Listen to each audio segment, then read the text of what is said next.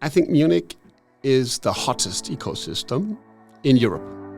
And your story is so interesting. Out of Tiburon, I've done 150 investments. And the silver bullet is, what apart from money can I add to this business? That's a great question. I ask myself that every day. Good timing. And I'm betting that the deals I'm doing right now in the next 2 years will be fantastic. So good news for everybody listening, it's going to get better. Okay, now I'm interested in the story. They got turned down by 120 VCs before we and one other VC said yes. At least as much the fact that we've built great companies. We've helped build great companies.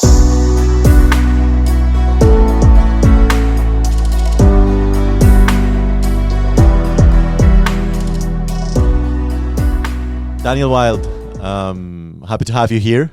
Good Great afternoon. to be here. How's Hi. it going? Very good, thanks. Lovely day. We have a little sun today. It's bloody cold, but we have a little sun at least. It was raining in the morning. Yeah. But we were talking just before to start the interview how to introduce you, because you have so many hats and your story is so interesting and your CV is so wide that I was thinking, should I say investor, founder, entrepreneur, CEO? Could you tell us a little bit more of the story and how that relates to Tiburon? Yeah, absolutely. I mean, basically, I see myself as a founder who turned investor. And I still am in the role of founder regularly, sometimes, co-founding things with people. But over the years, I've become more an investor than a founder. I started out very simply as a management consultant, did that for 2 years, and then realized, oh, no, if I'm going to sell my time, it might as well be building something and not just billable hours. That's good. And so I started my first e-commerce company called Get Mobile in 1999. 10th of February 1999. Good timing. Oh yeah. Exactly. Well, that wasn't by chance. I mean, we saw the US, the amazing tech bubble in the US inflating the whole .com craze. And we thought, we can do this. And we were consultants. We had no idea about the mobile phone industry. Mm-hmm. But that's why Wayra always was important for me. Telefonica, O2 in Germany. My first business was selling mobile phones and contracts directly through the web. Wow. And it was super simple. So today I want people to have more sophisticated ideas before I invest. But at the time, of course, e-commerce was just starting. And we were the first company in Germany doing e-commerce with mobile phones and contracts. Wow. That was Get Mobile. Yeah. Okay. So get your mobile, getmobile.de. Yeah, it's catchy. Exactly. And then just for those, most people listening, they don't even remember a time before the iPhone. This was the time. This was the time before Google. So when we launched our website, we launched on the 15th of July, 1999, which was pretty fast, by the way, right? Yes. We called our friends and said, please go to getmobile.de and buy something. That was marketing. And then we took out Yahoo advertising, which was total failure. And we did other things. Wow. But over time, the first 2 or 3 years were tough. 99, 2000. In 2000, we nearly went broke. In 2001, we nearly went broke. And in 2002, we nearly went broke. So 3 years of fighting. Yeah. And I think that has always... that has had an impact on me as a founder and as an investor. Number one, there's always tough times. You need to be able to fight through. And secondly, you need to know your model well enough at some point to know whether it's going to be able to get there or not. And funnily enough, selling mobile phones and contracts was great because as consultants, we knew once a market goes beyond 16, 17% market penetration, it accelerates. We'd seen that in the Nordics, and Germany at the time was at 15% mobile phone penetration. Wow. Right? That's okay. Right? This is, of course, for many people, sounds like I'm speaking of the Stone Age. But anyway, we had great growth, so the market grew, and we found a great sales channel, and that was television. So, and then one of the first companies I also built, or co-built, was a small TV advertising company because we started doing so much TV advertising that we bought our own little TV media agency because we were buying so much TV that we actually wanted to do that too. Okay, now I'm interested in the story because if you almost went broke in 2000, 2001, 2002, and then you went to do advertising in the TV, that was the most expensive media, how did you manage? That's what you think. Of course it wasn't. And sometimes even today it isn't. But that's a different story. But basically, if there's no Google and there was no perfect advertising, SEO, ZEA world, we basically had to. We got our first customers through. I don't know. We made ads in newspapers. We had billboards. We had all sorts of things, and then we had television advertising, which was done very badly by a very big agency. I'm not going to call the name. And we wasted money. You just call it and we put a bleep. Yeah, exactly. No, we spent 120,000 euros just on the TV production, which was crazy. Okay, but then we struggled. We got some sales. We built, but television wasn't working. But then we started working for the TV shopping channels because our software was able to combine mobile phone SIM cards, do the whole full contract management. You had to do customer ident at the door. This was a difficult process. This is more difficult than selling books or T-shirts, right? And at the time, people ask, what do you do? I was saying, I do mobile phones and contracts. Like Jeff Bezos, he's doing books and CDs. And he was doing just books and CDs at the time. But anyway, we started growing fast when the TV channels put us on air as their mobile phone and contract partner. And then our business started to make money, or at least to make serious revenues, in 2002 as the partner of TV shopping channels. But then I realized if they're not giving us enough airtime, my revenue isn't growing enough. And that's when I did the first TV ads myself. So I got the best presenter from one of the TV stations, and I was like the host. I was terrible. My TV career would have never gone anywhere. The other guy got tons of fan mail. I got none. But it was good enough to make serious revenue. And suddenly we were in control. And so over time, of course, online advertising grew significantly, and we did all the affiliates and everything. But what really made us survive was television. And that's why, in order to get out the optimal margin out of this, we bought a small agency, and we still own that today. Insane. Yeah. Insane since more than 20 years already. Yeah. That's good. Yeah. That's a solid business. Yeah, exactly.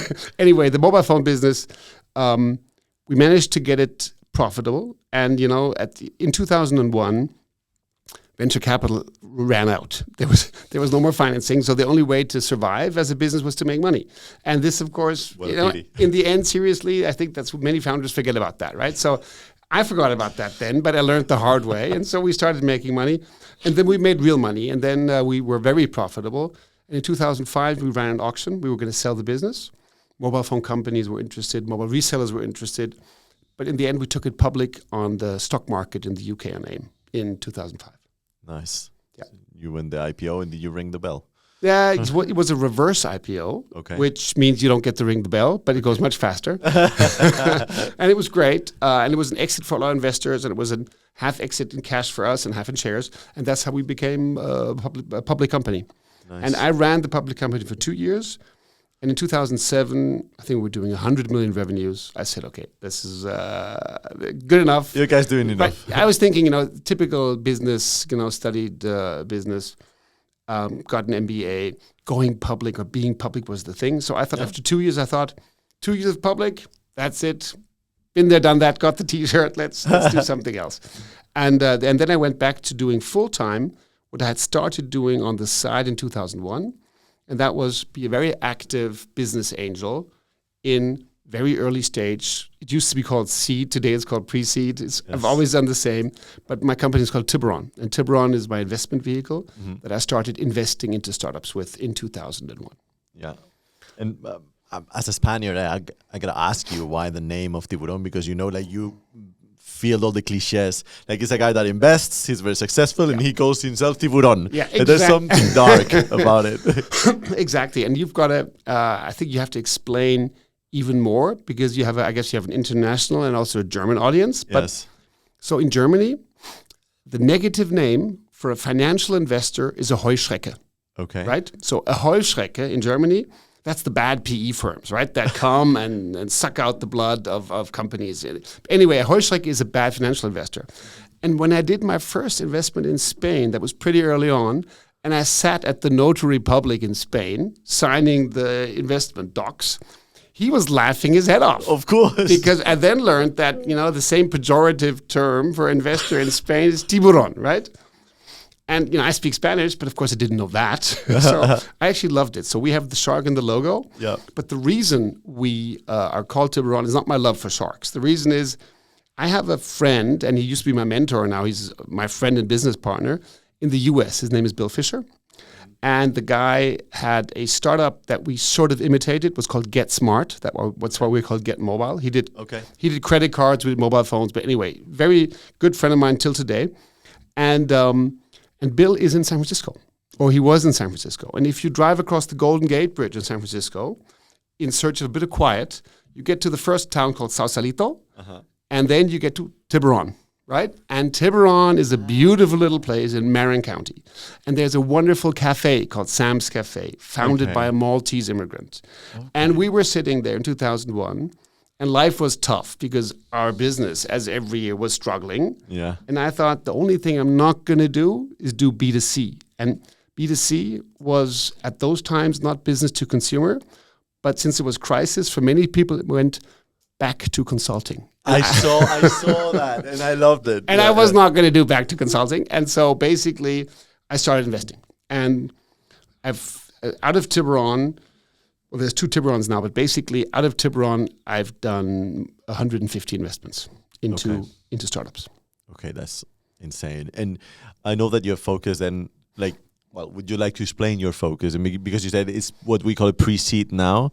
Yeah, exactly. So, I started simply investing in anything that would have me because I had very little money. And the founders at the time came to me, not for the money. They wanted some money too. But what they wanted was the advice from somebody who survived the crash. Of course. Right? And so that was cool because... 3 crashes almost. Yeah, by now it's 3 crashes. But at the time when I started, it was, the .com crash and 9/11. That was pretty drastic, right?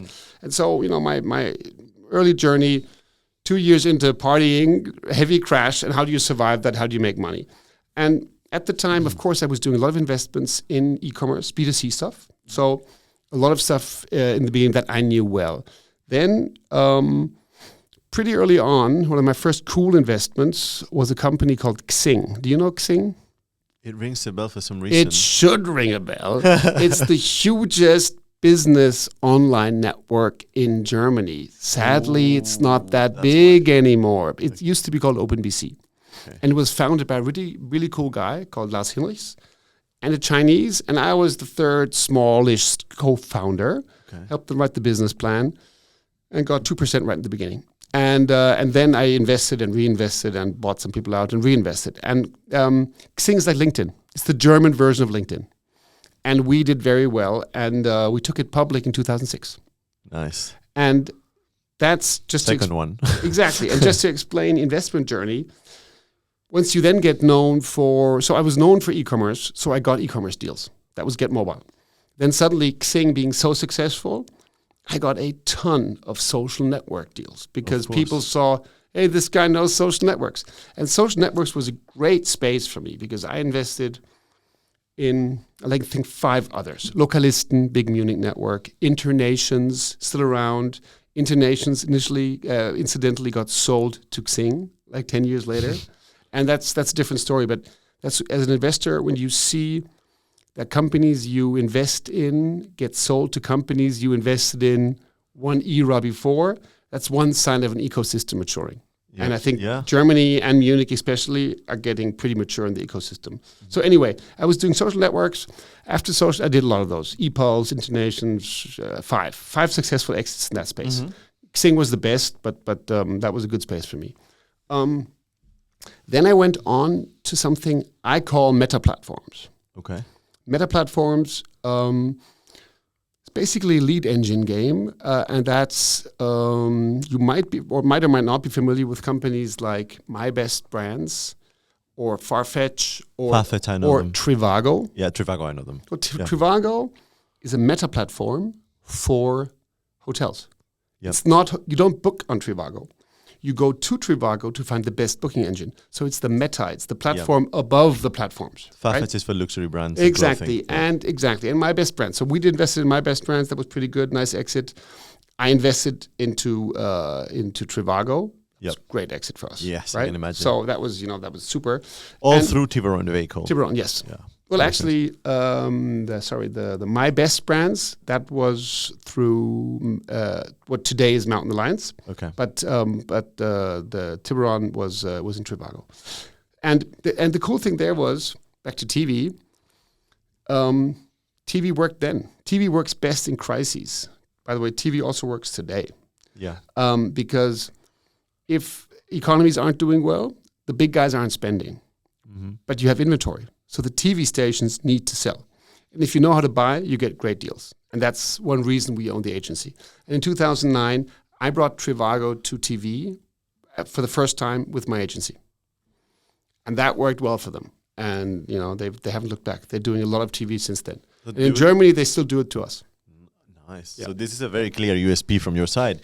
Like, you will come to me, you have either B2C consumer or social networks. They all need reach. Exactly. You're helping them with that. Exactly. I mean, yes, but you don't do social networks on TV. That kind of doesn't work. We tried that too, but yes. I mean, in the end, I think it's always about, as an investor, you have to have money. You have to have a bit of money. It's not about a lot of money. It's about a bit of money, depending on especially on this, why do I invest what I call pre-seed? What I call pre-seed, and used to be called seed, I define as the product has to be finished. Okay. The full team has to be full-time on board. Okay. And they have to have the first 1 or 2 clients. Now, most people today would call that seed, not pre-seed. Yes. But that's just because they don't know what they're talking about, because they haven't done it for 20 years. I mean, the whole point is, yes, and they're right. But one thing is clear. If that's your rule, I don't care what it's called. That's my rule, and that's when I invest, right? I only invest when those criteria are there. And there's more criteria, but that's the first ones.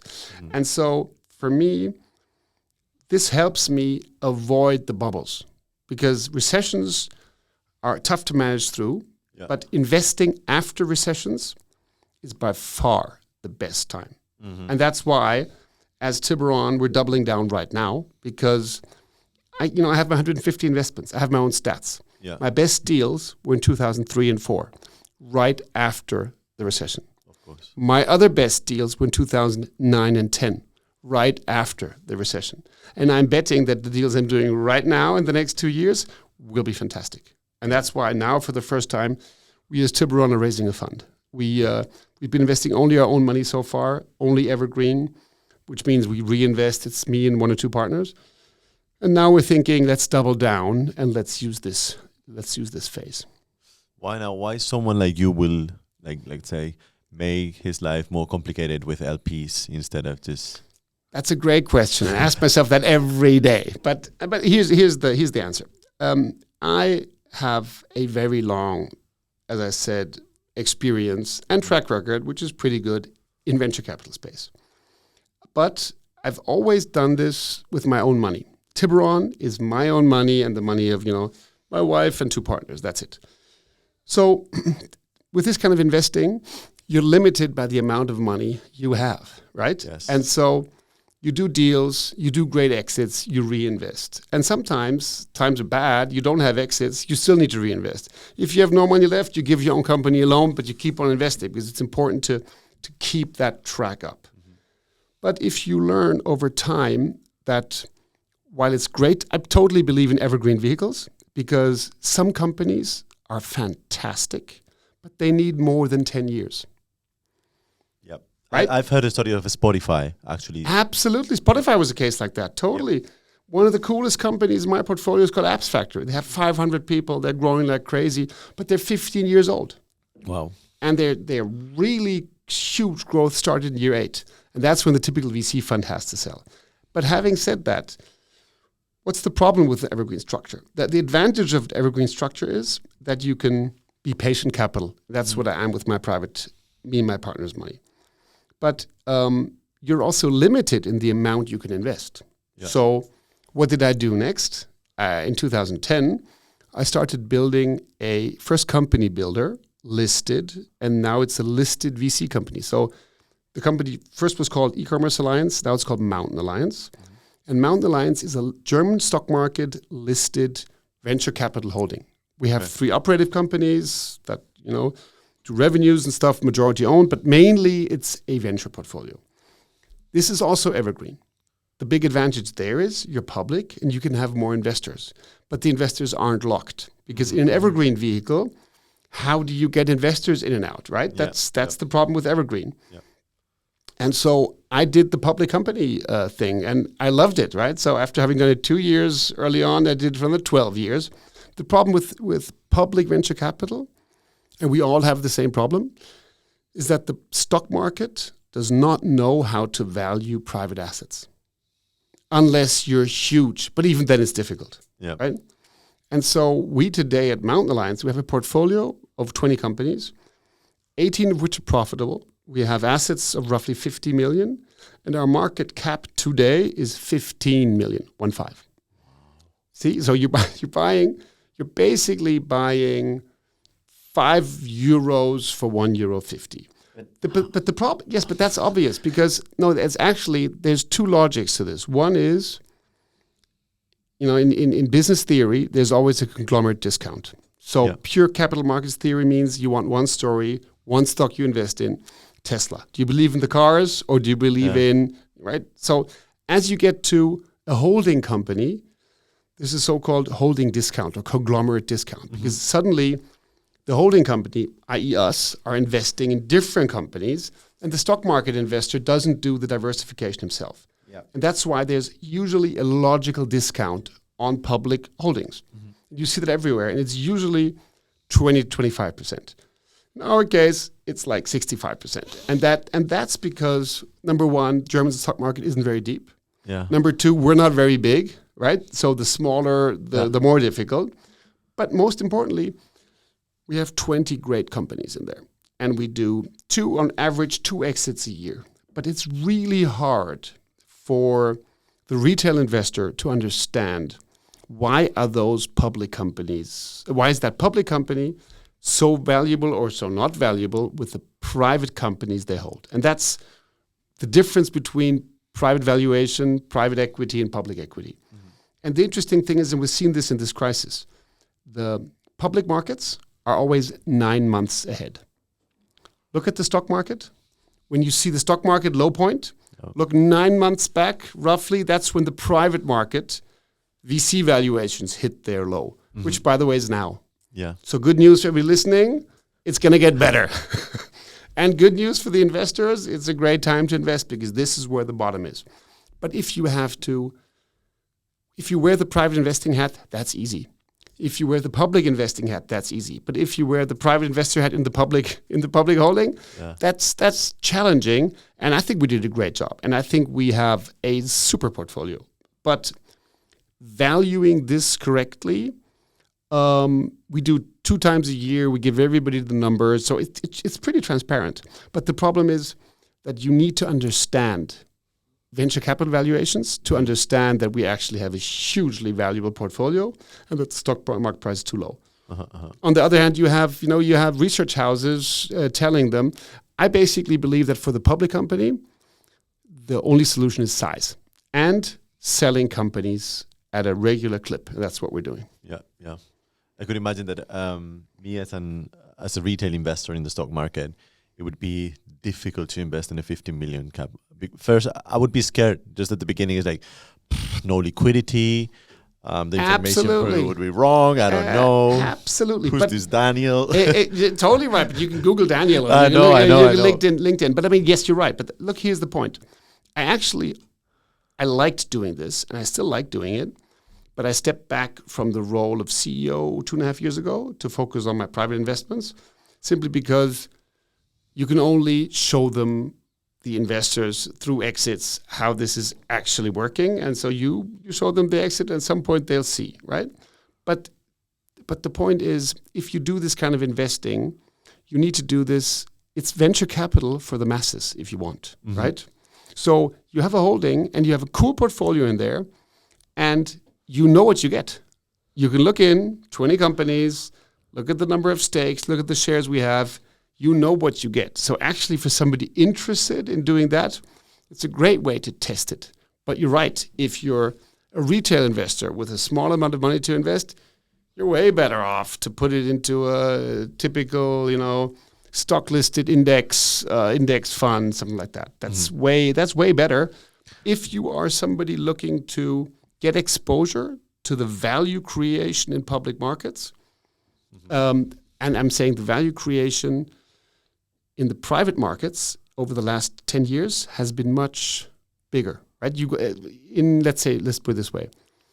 20 years ago, we took companies public at valuations in Germany of 100 million, 200 million.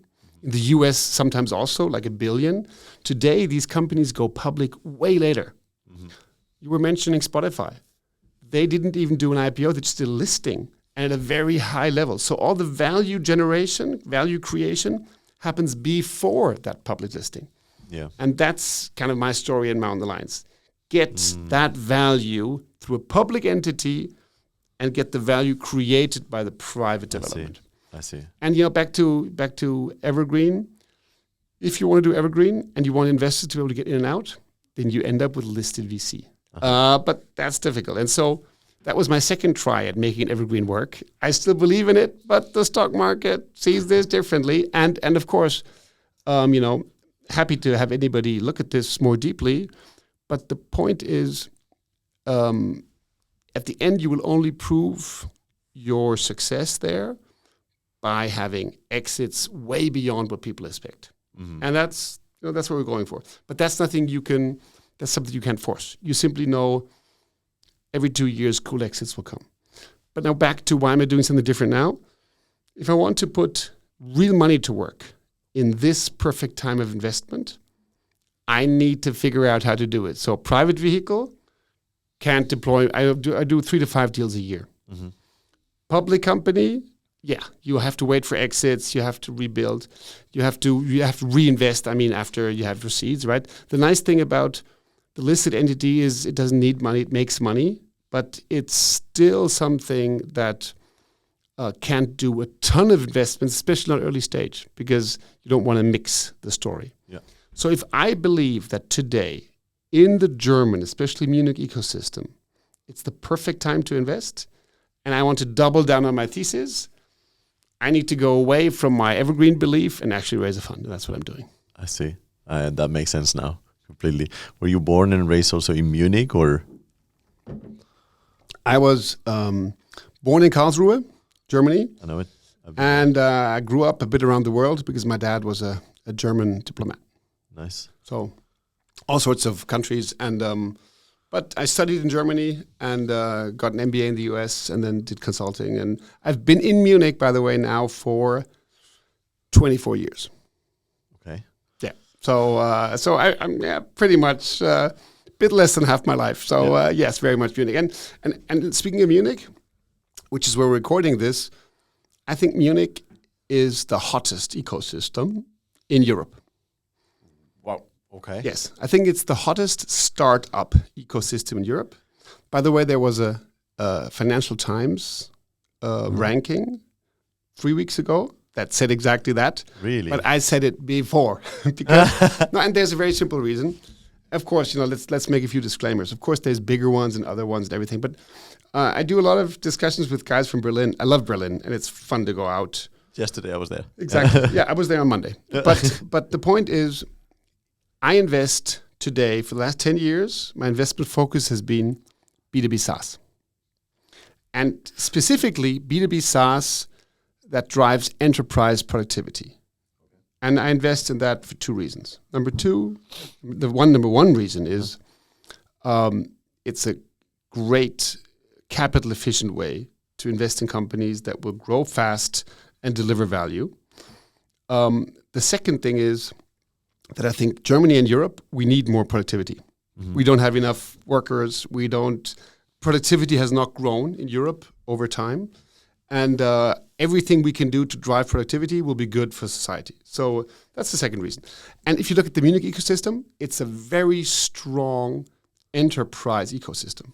We have fantastic German companies like BMW, like Siemens, and many others. We have huge tech companies from the US with significant presence here. Microsoft, Amazon, Apple, and many more.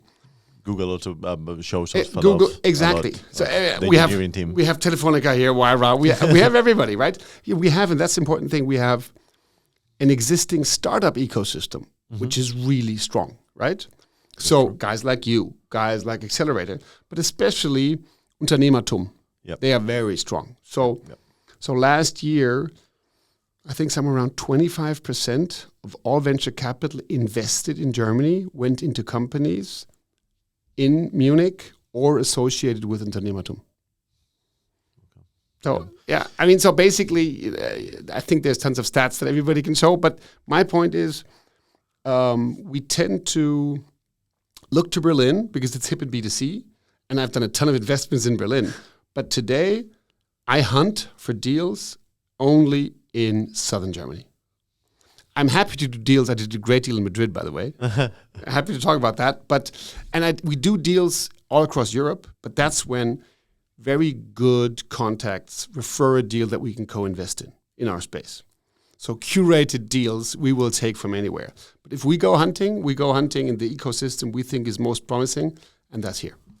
Yeah, I have so many questions about what you just said. Go ahead. But I didn't want to interrupt you. But one of the questions that came to my mind is that suddenly you have all this background in B2C and social networks and building something to read, and then you tell me I invest in B2B SaaS. Yep. No, that's very simple.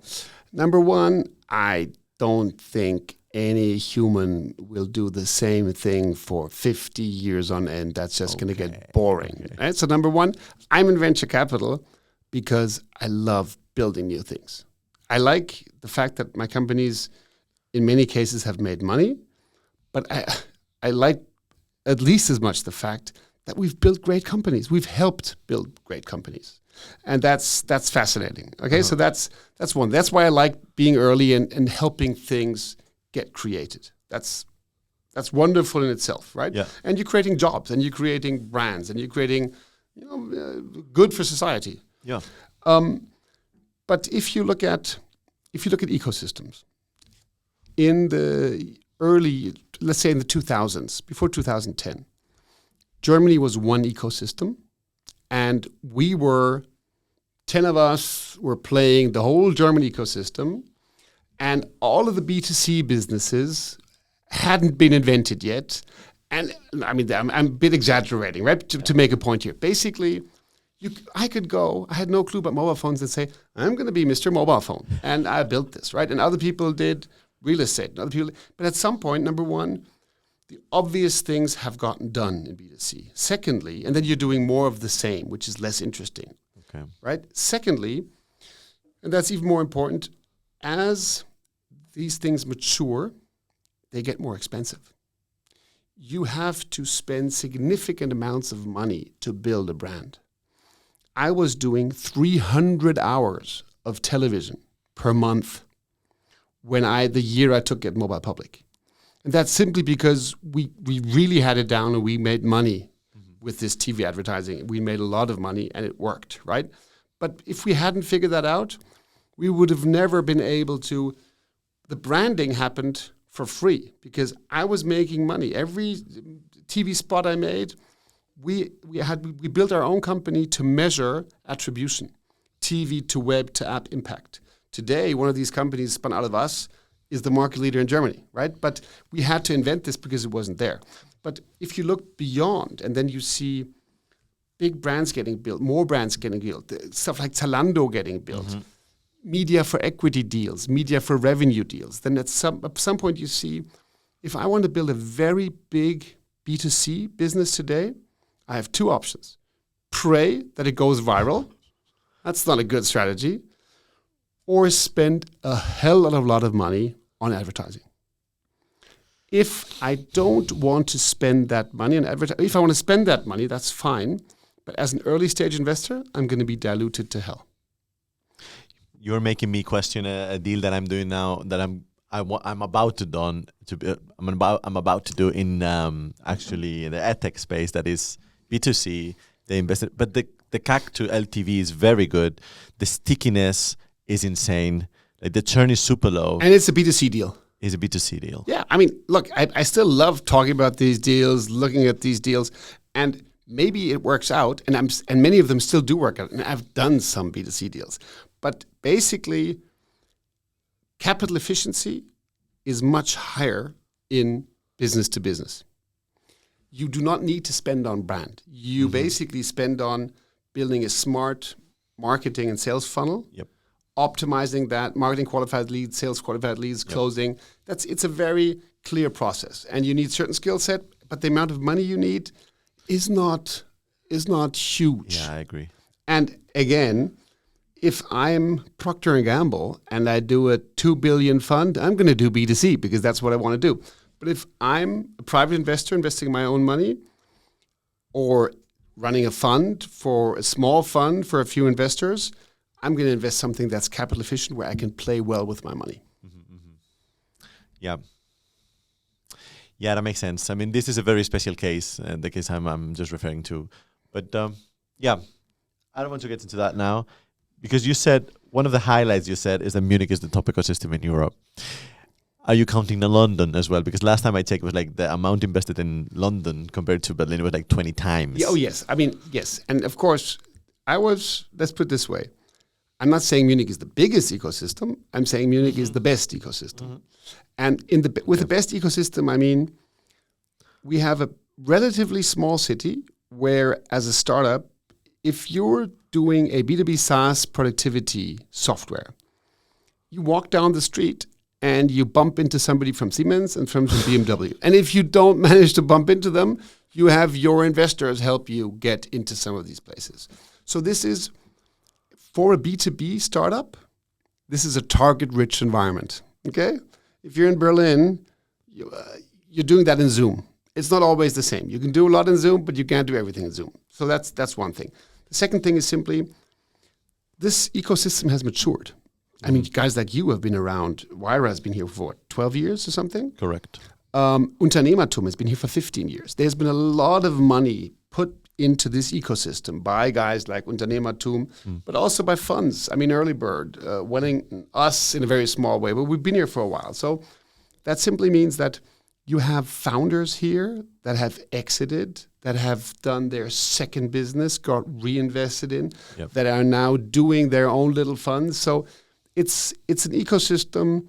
We're still not anywhere near Silicon Valley, but I think some of these ecosystems are getting ready to produce Silicon Valley type returns, simply because you have way less friction. You used to have much more friction. If today you're sitting here in Wayra or in German Accelerator, Unternehmertum, you have a network of mentors around you. You have other companies you meet. You'd have VCs, that you can see in walking distance. The US VCs used to say, the Sand Hill Road guys, we don't go anywhere we can't drive in an hour, right? Yeah, and seriously, today I can do a lot of cool investments without driving more than half an hour or maybe an hour.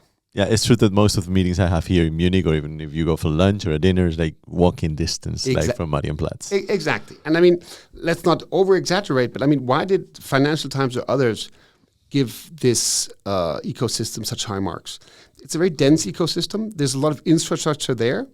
And we have had significant amount of founders, the biggest being Celonis, but there's others that are simply very visible in this space. So, I mean, Berlin is still cooler and London is still bigger.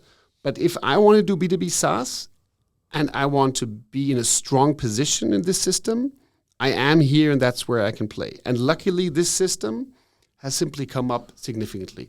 If you look at, this whole thing being developed here around TU, what's happening with them and the AI campus being built in Heilbronn, super significant, very wealthy private individuals plowing money into ecosystems because they want to give back, right? It's Susanne Klatten for Unternehmertum. It's Schwarz, Lidl for Heilbronn. I mean, these guys they're not doing this to make a bit of money. They're doing this to build something significant. And that has left a very strong base for others to build on.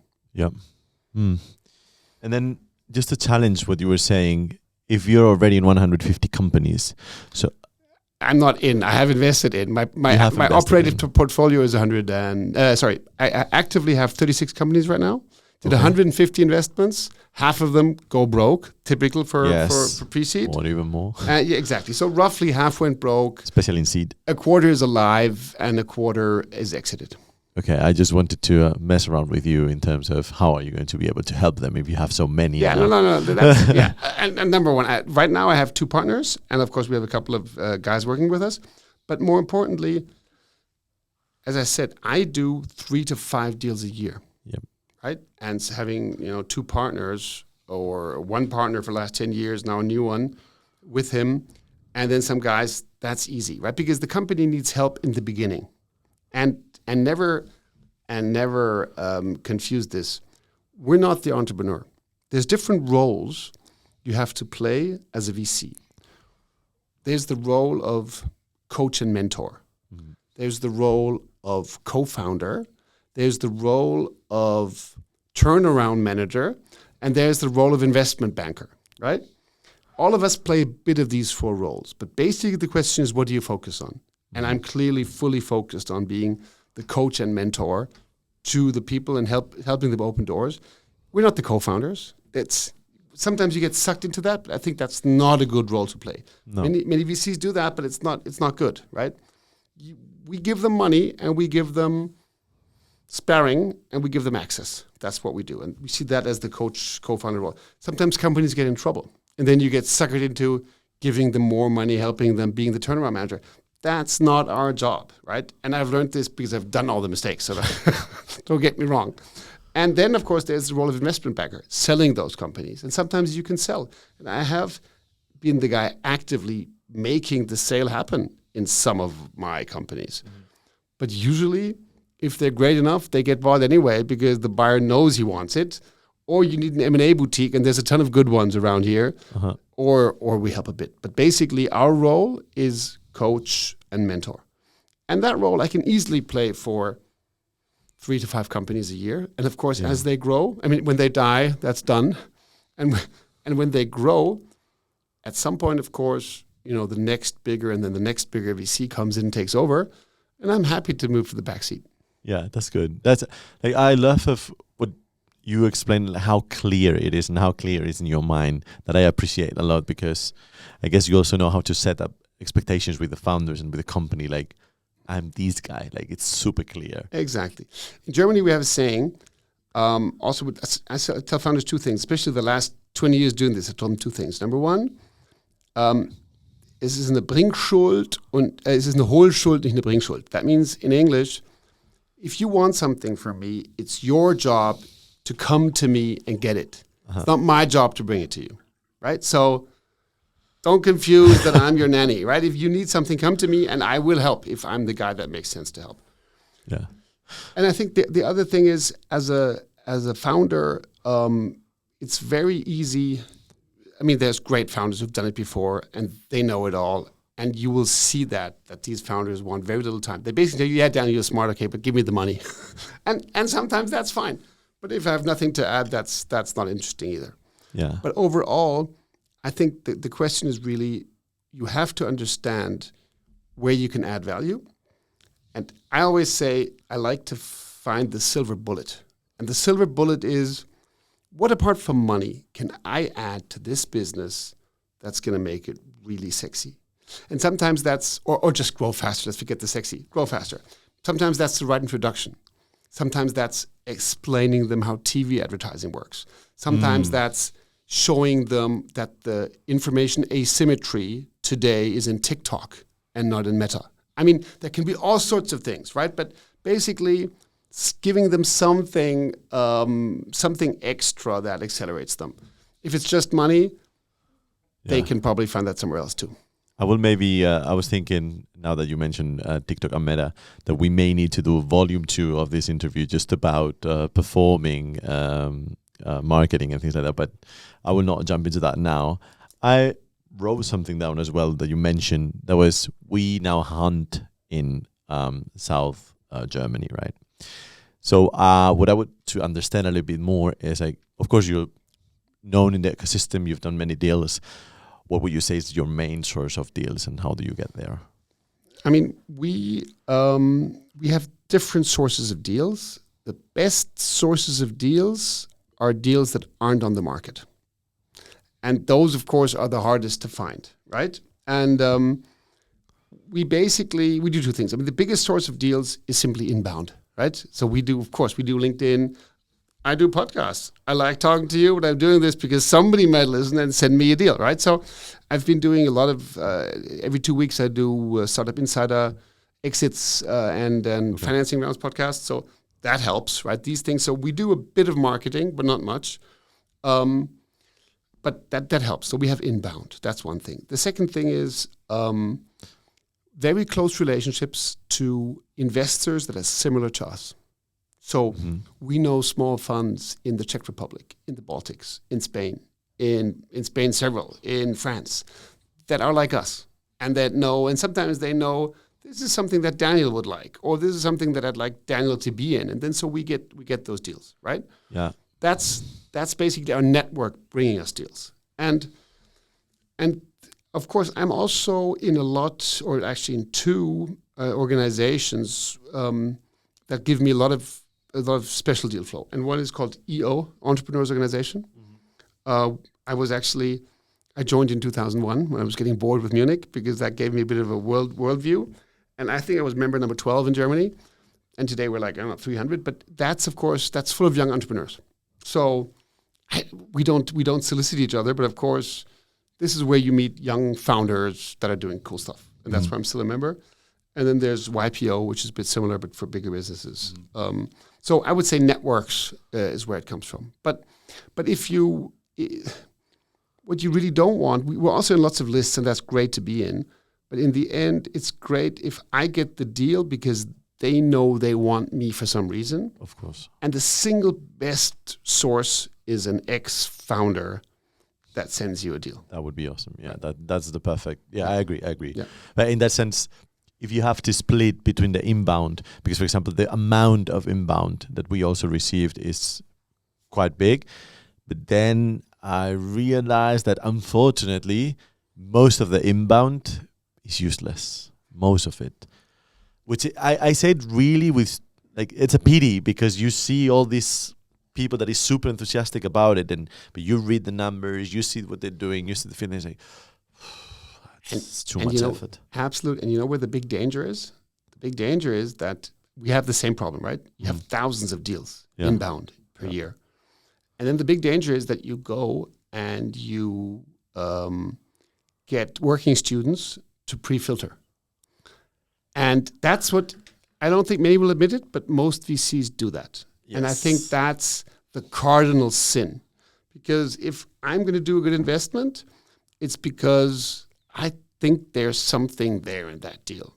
And even every logical reason is that deal sucks. But me as, 20 years doing this, 22 years, I think there's something there. Let me give you a great example. It's a Spanish deal. One of my coolest recent investments, mine is Tiburon, Felix, Artman, and myself, is a Spanish company. It's called Webel. Have you heard of them? Yes. They are cool. Of course.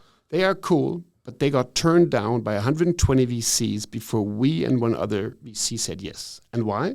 Because the business model they have is one that every working student at every VC in Germany threw out after 2 seconds. They are a service, they are a platform for the referral of household services. So you can book through them cleaning, tennis lessons, massage, haircut, whatever, right? Tutoring for the kids. And these businesses used to be called Book a Tiger and Helpling. And there's several others. And they famously didn't work. I'm not sure whether these companies still exist. I don't want to diss anybody, but famously these models did not work, right? And that's why everybody turned them down. So I saw this deck, and I thought, why are they doing this, right? And then, but I looked at it, and then I saw some stats, and I thought, oh, this is interesting. Not only are the stats not bad, but these guys have way deeper stats than you would expect. So we dug in, we did one Zoom call, another Zoom call, and then we flew to Madrid. And then we walk into this miniature office where these guys live, and there's 4 smart Spanish guys eating popcorn because that's what they can afford, okay? But these guys spent 2 years optimizing that model on a very data-driven mathematical basis. And they gamified it, they optimized it, they got it to work. And their numbers are great. And so we wrote the check, right? And 2 things there. Number one, it felt good. Rule number 2, if it feels good, dig down. And if you then still want to do it, we never do a deal without meeting somebody in person. Never. Okay. So we fly to Madrid, we see the guys, we fly back, and then we say, well, we see it, we're in. You ate some popcorns. We ate some popcorn, and then we ate some pata negra. Good. Yeah, you were happy about the deal. Exactly. I mean, Madrid is great anyway. But I mean, the point is, we at Tiburon have our own app, which was built by one of our guys working for us, and it's Tinder for startups. Okay. And all of our deal flow gets condensed by AI into one mobile phone-sized summary with some icons. And like in Tinder, you go left, left, left, or you go right, or you comment. Okay. And why do we do that? Because we force everybody in the team to look at every deal. Wow. The AI pre-ranks it. There's a ton of stuff we do. But basically, I see every deal. And if there's something that maybe the AI ranks wrong or the team hates, I don't care. I say, I like it or I super like it. And then we go from there. And we basically, that's why we absolutely want to avoid the big trap that it's called positive bias, or it's basically people will be giving me stuff. If people look at the deals for me, they'll be giving me stuff they know I want. Yes. But I want to see the stuff I didn't know I want. Actually, that pops a story into my head. That is a similar story. Like it was, I think it was an intern, and I will not say the name of the fund, but it's a very large, good European fund. And there was this company that I like a lot for whatever reason. I'm not going to mention anything, so it's not traceable. And they got discarded in the first meeting, like, this company's bullshit. So the other day, actually, a week ago, I was in a dinner and the partner of that fund, one of the partners of the fund, was there. And I was talking to him. And he was like, man, why do you diss this company? Like, I think because of this or this, I like the company. He was like, never heard of them. And I should, because he was the one in charge of these kind of deals. They're like, send the deck over. I need to take a look. And then they were like pissed because like, yeah, but at the same time, as we said at the beginning, if you have thousands of people, so you built a Tinder. Exactly. So we built a Tinder. And it's like, it takes the deck, it summarizes the deck, it scores the deck according to our investment criteria. Okay. But then everybody still needs to swipe every deal, right? And then could we have just for the comment section? Could we have like a screenshot of it? Like if it's possible, it would be great. No, just send it over like whenever. I'll show you now. But we did it today, so I'm not sure whether there's fresh deals in the pipeline. I swiped. So let me see. Of course, we play this game. It's called the Tiburon Jaws app, right? Okay. We of course play with the shark thing. Yeah. So basically, this is like. On one page, it's a deal, criteria. If I click on this, I get all the details, the full PowerPoint deck. If I click on this, I get extra info about them, the LinkedIn profiles, and so forth. And this, of course, summarizes it by what it means to us. And then I can comment, I can do stuff. And actually, this is the old version. The newest version now has a percentage score, how the AI scores it in relation to our criteria. And then and you all guys comment below. I say you have a comment section even. Yeah, of course, comment section, and then you can send it on. I can send it on to, hey, so and so needs to see this, or I need this for validation. It's basically, again, right, we invest in enterprise productivity. This is VC productivity. Yeah, totally. Yeah. Good, because also there's this hype about data-driven VC. Yeah. Well, this would be a little bit in that sense. Exactly. And of course, I think we do the same thing. We're totally into data-driven, and this is a way of us condensing the data in a fast form. Yeah. But the other thing is, I think data is going to get you a very long way, but it's not going to get you the whole way. And I think you asked me in the beginning, right, what am I? And there was a cool guy in Barcelona 20 years ago who started a club called Venturepreneurs. Basically, I'm an entrepreneur who also is an investor, and I think the fact that I've built companies myself and ran companies for a long time, you basically have to understand, number one, the pain of the founder, what he's going through. And when you're in, you have to be able to do mentoring and sparring, not just in where's the next money coming from, but all sorts of other things. But also, you have to be able to have some form of personal judgment for the person, right? And data is not going to give you that, which is why we fly there, right? Believe me, we're trying. We're doing psych tests where at some point maybe we'll have everybody do a video which will be automatically analyzed. But and maybe 5 years down the road, an AI will be the perfect investor, and then I'll be jobless. Okay, that might happen. But today, I think you need data and you need the human thing. Otherwise, what's the point in having me being trained through 150 investments? It's mainly about the person. And what I'm saying about the person is, I can measure through data what the experience is of a team in a market. I can measure how good the founder market fit is, all those things. The really important things that we care about in a team are not those. The really important things are drive, resilience, and integrity. And how do you test for those? But those are important because drive, if I wake you at 4 o'clock in the morning and ask you about your business, are you going to shoot the answer? Are you going to, are you driven to do this? I'm not saying do nothing else, but you need some drive, right? And where does that come from? That comes from, we like professional sports guys because they're driven. We like ex-professional soccer players or whatever, or rowers. I mean, we have an intern or half an intern who's a basketball pro. It's great, drive, right? The second thing is resilience. I mean, that's, everybody talks about it now, but we've seen this for a while. How do you test that? Do you really call them at 4 a.m.? Yeah, no, we don't do that. But I mean, the resilience, you check for markers in their past. And if everything was always easy, they might be resilient, but they haven't proven that. And number one, nothing's always easy for anybody. But the whole point is, if you sometimes see people really having gone through tough phases in their life and come through. And that's resilience. I mean, believe me, I prepared my company because I thought it would be insolvent 2 months down the road. And this German legal thing you have to do when you think this might happen, you have to do this. And I did this 3 years in a row, right? so at some point, not all the time, but 3 times, it was like, we now have to do this legal prep. Otherwise, we're in deep shit if it goes wrong, right?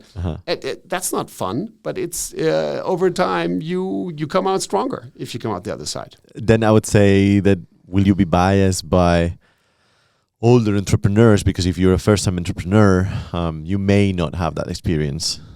Yes. I would say, put it this way, that's why I don't mind older entrepreneurs. Okay. Most VCs I see don't do that much, older entrepreneurs. I don't have the stats. I don't know. Yeah. But the point is, I think it's pretty hard, unless he's a repeat successful founder and then he doesn't need pre-seed, for a 50-year-old guy to raise money for a startup. I think that's not that easy. And I wouldn't mind if it's the right story, right?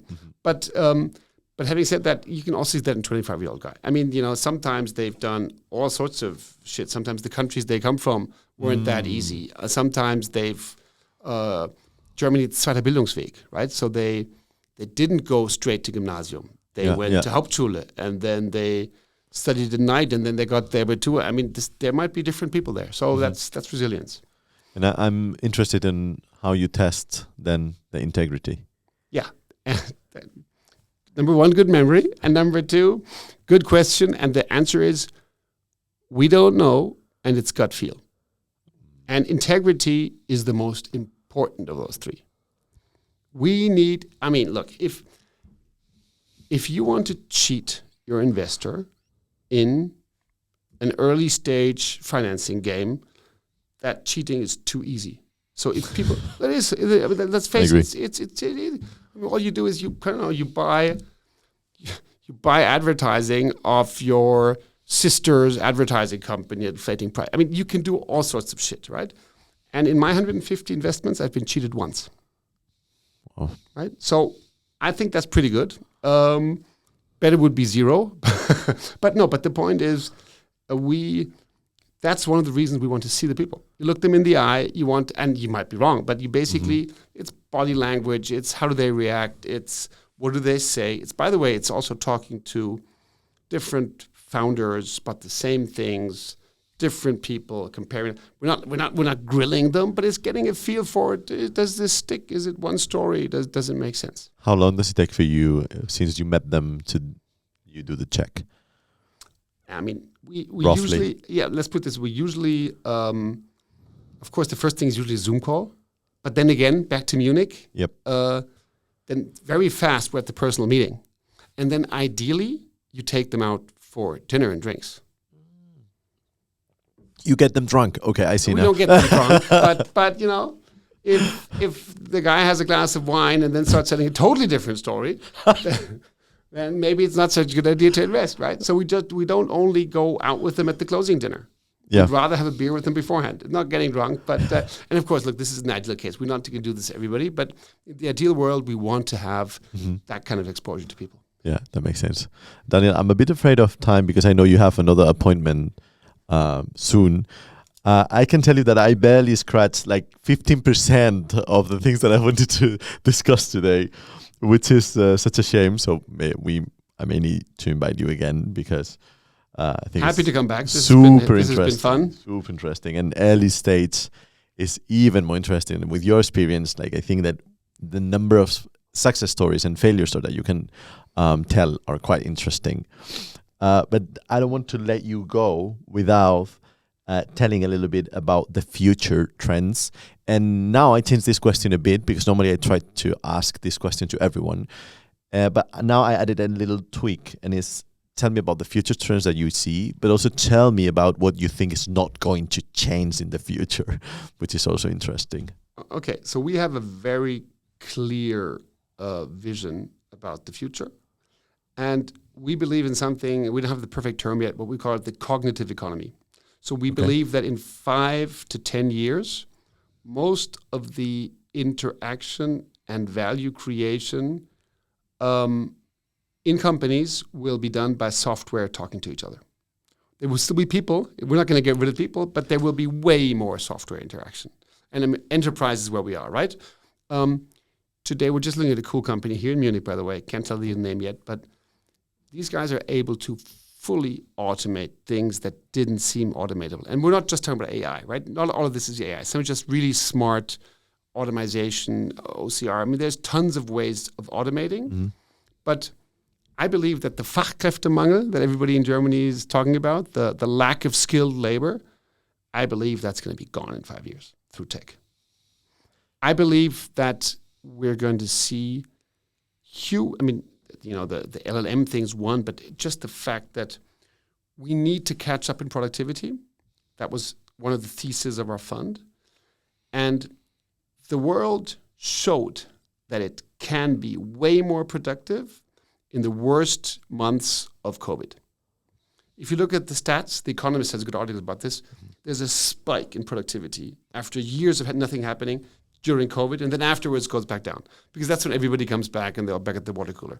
But so we're going to see much more software taking care of much more jobs. In the midterm, nothing that's repetitive will have to be done by a human. And that's going to mean that we're going to have more jobs than before because there's been all sorts of interesting stuff to do, but the value creation that happens inside companies will be way more digital. And I believe 1 or 2 decacorns in this space have been born and are being born now, and those are the ones we're looking for. And we think this is a good environment to look for them, right? With people coming out of Celonis and SAP and also and Amazon, just in the Munich ecosystem. We also think that this whole platform business, that's where we are right now, the platform economy, and more platforms. That's good, but it's going to go away from doing everything through a platform, but it's going to go to these things get done for you, right? So I simply see, if we look at mundane tasks like ordering, accounting, tax accountants, law, that is going to get in the very near future, that's going to get automated significantly. And on a societal level, and that's a really big question, how are we going to share the efficiency gains out of that? Because once a lot of that work becomes done by machines, profits will be higher, and they need to be shared. And I'm a very capitalist guy, but they need to be shared somehow fairly to have society still work. Mm-hmm. But at the same time, as always, new jobs are getting created, just not for the same people necessarily. Mm-hmm. Yeah. So, and what I mean, and for us, this is super clear. So the question is, what's the software company that's going to be running all of investment and asset management, from the onboarding, KYC, all these things that still gets done in back offices today. Have you opened a bank account in Germany? And there was paper involved, unless you use like Konto, which is a French B2B bank. But I use N26, that is another unicorn. But exactly, but but this is now we're in the BDC space. But as a business, for the business, I know it's a pain. I know such a pain. Exactly, Yeah, but yeah. this is gonna change, right? And it's changing fast. So I think there's a huge wave of productivity gains coming, and we want to be. Oops, sorry. Opa. I knew your time was about to. Yeah, no problem. We need to be surfing that wave, and I think AI is one of the buzzwords. There's many other important trends happening, but for our focus, it's mainly about getting companies more efficient, and I think companies are realizing they have to. Mm-hmm, mm-hmm. Right? It's not like this is not. It used to be nice to have. Now it's must have. Yeah, I agree. And that's clear. And do you think that you're going to be investing in something that is today that is going to still be super relevant in the next 10, 15 years? And I know you don't have a crystal ball or anything. Yeah, no, exactly. I mean, everything we invest in today, we're betting on that it will be relevant in 10 years. Beyond 10, it's really hard to look, right? But, I'm very proud of the fact that you didn't know Xing, by the way, but it's still around. I remember now. When you mentioned what they did and everything, I remember that. For some reason, I joined Xing. Exactly. I don't know how long ago. By the way, I'm proud of Trivago, and they're also still around. Yeah. And so there's a few things that I could go on. There's a couple of things that are around, and there's many that aren't around anymore, even when they were successful, because sometimes they get bought and then they get integrated, right? So hopefully some things we built won't be around because we'll have great exits in the meantime. But yes, I think we want to be part of that cognitive economy fabric. And we hope that we're spinning some of the threads that will hold that together. I love it. I love the cognitive economy thing. Very good. Daniel, thanks a lot. It was a pleasure. Let's do this again sometime. It was fun. Happy to have you here again. Thanks. Ciao, ciao.